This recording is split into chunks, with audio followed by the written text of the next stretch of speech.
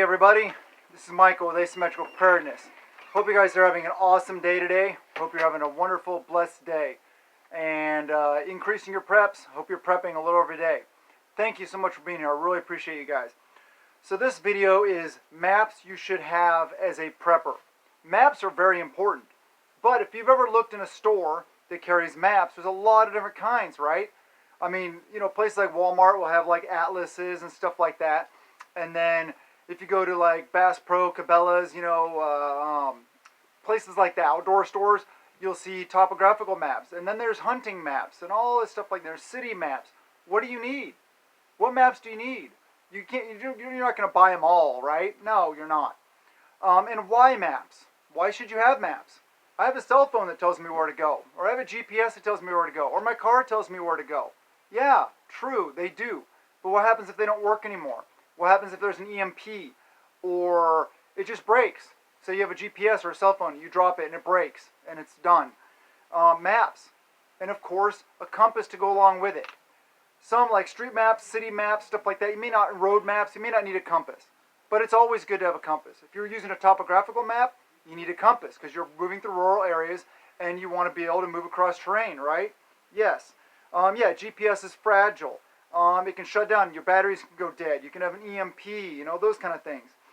Maps work without power, right? Yeah, you don't need maps or power for maps. It's a good backup to other methods, of course. We always want backups. We want redundancy in our preps, right? Yes, we do. Like I said, if you ever look for maps, there's a lot of different ones out there. You don't need to buy them all. What maps do you need? How many do you need? Well, first off, you need a good road atlas. Like if you live in the United States, get a U.S. road map or U.S. atlas.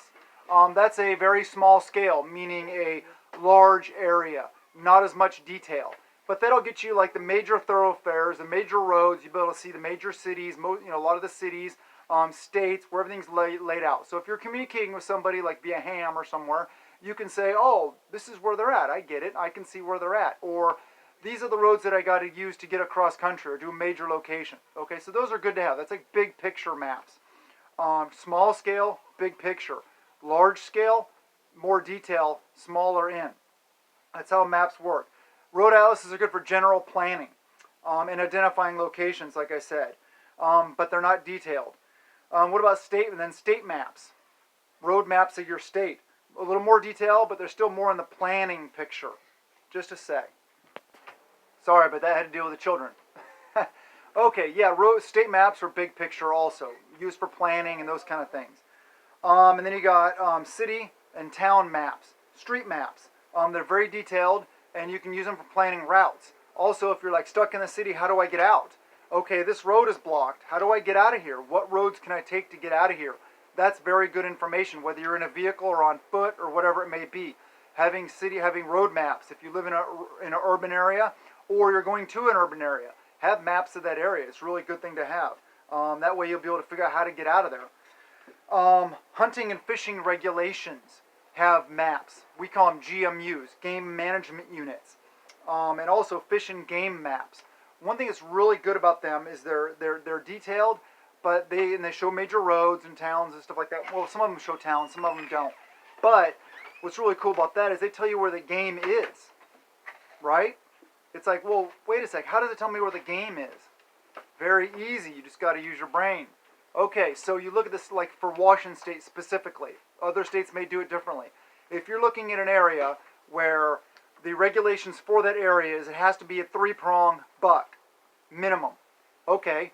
Or if you're looking at an area where it says any deer. Okay, well the area where it says any deer, obviously they have a very large deer population because they're trying to get more of them taken and to thin the herd. So, more deer, that tells you where they're at. A lot of the fishing stuff tells you what kinds of fish are in what lakes, what rivers, stuff like that, when they're stocked, all these kind of things. You can get a lot of information from these maps and from these pamphlets. So that's a good thing to have. Where the game is, where the fish is. Where there's less restrictions, there's more game. Where there's more restrictions, there's less because they don't want as many of them taken. Because they're trying to even out the herds.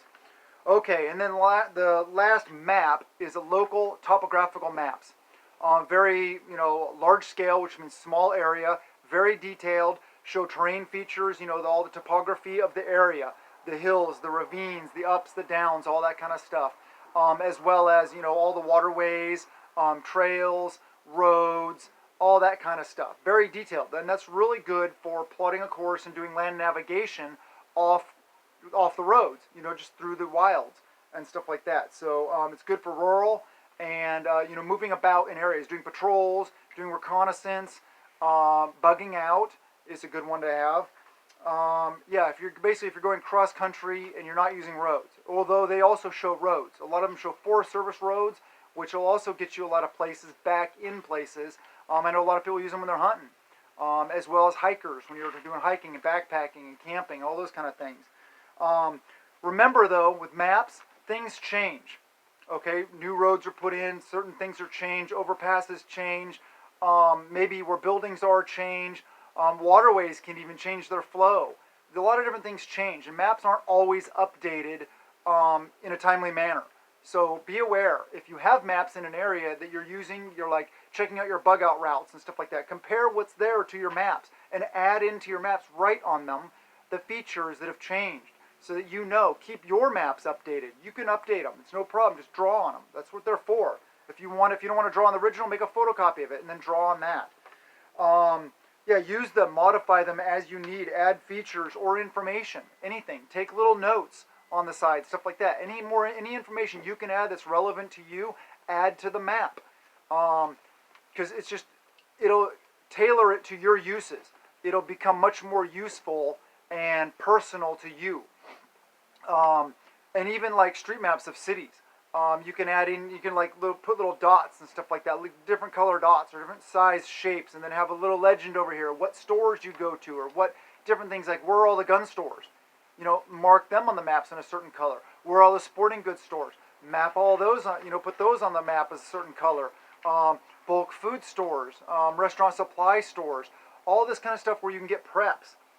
Camping stores, hiking stores, backpacking, all the stuff that's related to, farm equipment, feed stores, all the stuff that applies to us as preppers, you can add in detail on your map so that if something goes down and you're in whatever part of town, okay, I can run in here really quick, this is the closest whatever store, and get whatever I can with the money I have, and then get back home and then head out to bug out or bug in place, whatever it may be.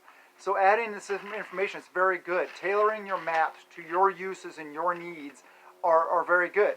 And you may not need certain maps, but those four, the National Road Atlas, state maps, city maps, hunting and fishing related maps, whatever your state calls them, and topographical maps. Those 5 maps.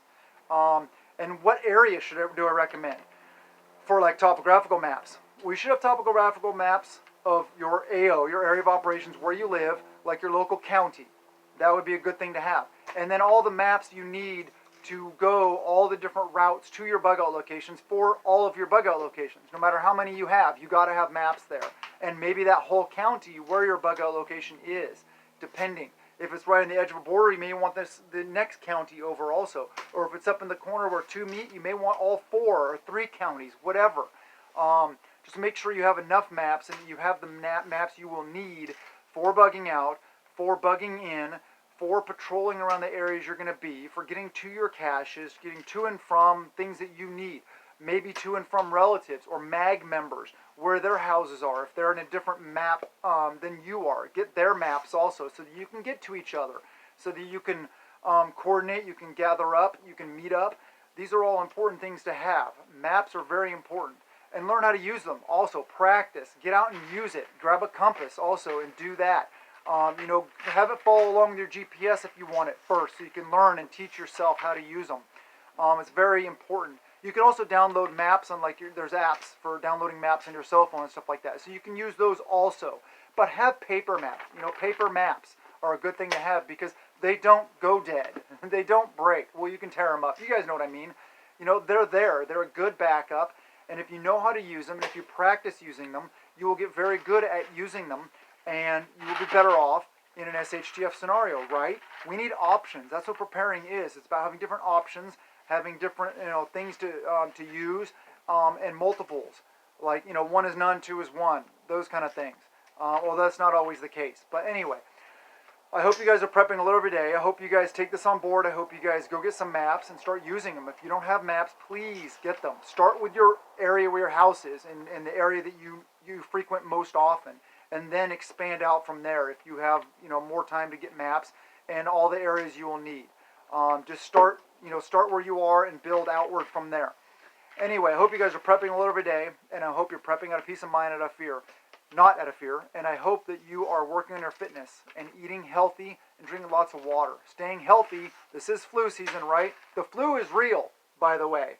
That was so funny too. A coworker today, he was leaving his office, and he yelled back into the office, "Oh, that sounds like COVID," and I said, "Well, what did I say?" I said